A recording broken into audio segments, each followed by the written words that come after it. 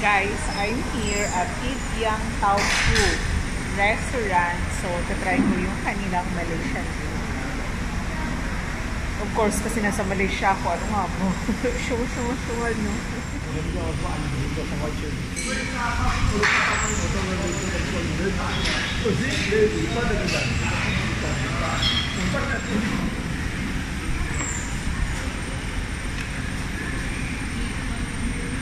Ayan na yung food. So, this one is sweet potato. Sweet potato leaves. Ano nga pa ito? Talbos ng kamote. What is this one? Chee Xiong Fan.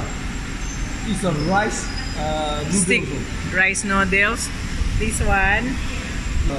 Big fried beancurd. Baby finger. Chicken pot. Tofu. Okay. Rice. Made in rice. Rice noodles.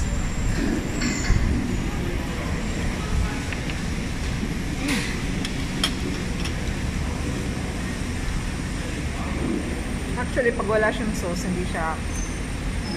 wala talagang lasa. So, ang magdadala lang dun yung sauce. Ito, talbos ng kamote. Ayan. Yung lasa niya, parang pinadobo lang din.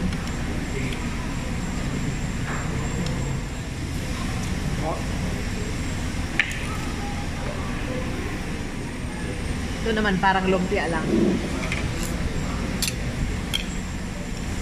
Masyado lang siyang crunchy, masarap.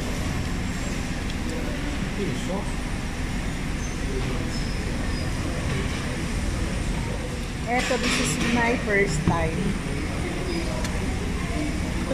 This one.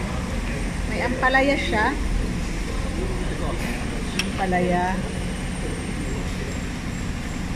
Pinaikutan siya ng ampalaya. Tapos, ampalaya na may itlog.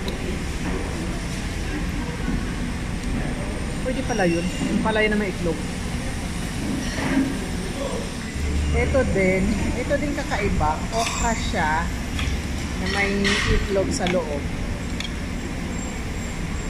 Ngayon na ako nakakita ng mga ganitong gulay na nilalagyan ng itlog sa loob.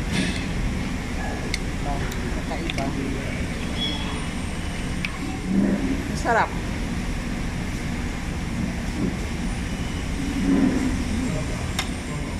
Hindi siya spicy. Namiss ko to. Sa summer lang ako nakakatakot. Tofu.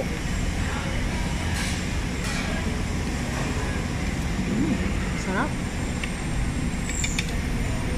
Ang smoke ng tofu nila.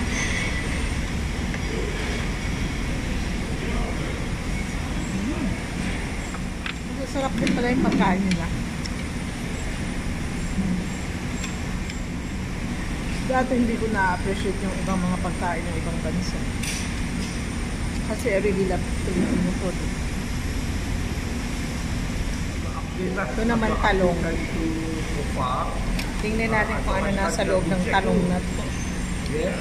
Ayan siya. Parang may itlog din inside. Parang pare-parehas lang. May itlog. Sarap ng kain ko. Sarap ng dinner.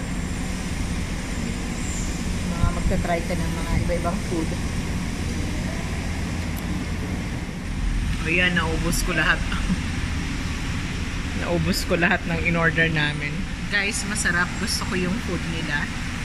As I've told you kanina, yung mga pagkain pare-parehas lang naman din. Pero depende sa pagluluto. Yun pala. Kung ano yung mga sangkap nila, yung style nila, yung taste nila. So, itong restaurant na to, napaka-safe niya para sa mga hindi mahilig sa maanghang dahil may sauce silang matamis. Tapos, mayroon din naman sila para sa mga mahilig sa maanghang. So, napaka-safe sa mga foreigners. Thumbs up. Masarap. Hanggang sa muli, guys. Love you!